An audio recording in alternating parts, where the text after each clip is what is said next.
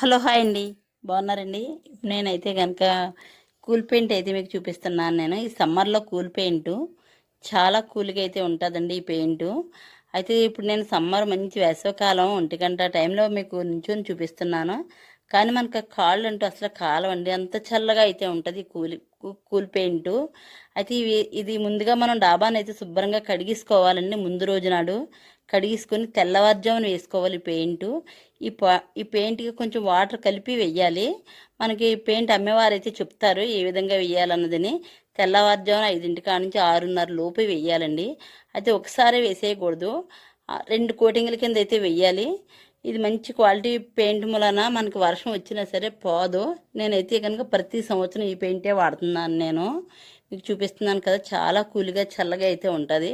Compulsory చాలా బాగుంటుంది. తక్కువ రేటు అయితే కనుక మీకు వర్షం వస్తే కనుక మొత్తం పెయింట్ అంతా పోతుందండి. మనం మంచి క్వాలిటీదే వేసుకోవాలి, అప్పుడు మనకు చాలా చల్లగా అయితే ఉంటుంది. Vishnu Gauri life style like చేయండి, సబ్స్క్రైబ్ చేయండి, కామెంట్ పెట్టండి ఎలాగున్నది అన్నదని.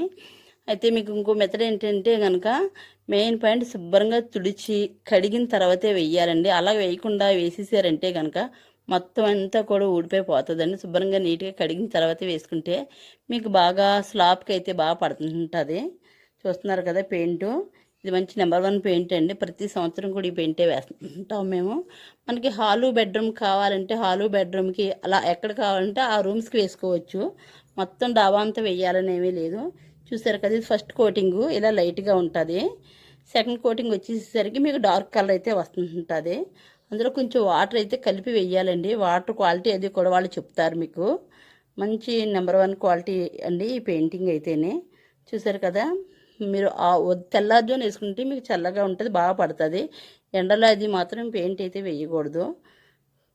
లైక్ చేయండి కంపల్సరీ. ఇలాంటి వీడియోస్ మీరు మరైనా చూసే అవకాశం అయితే ఉంటుంది. మంచి మంచి నెంబర్ 1 వీడియోస్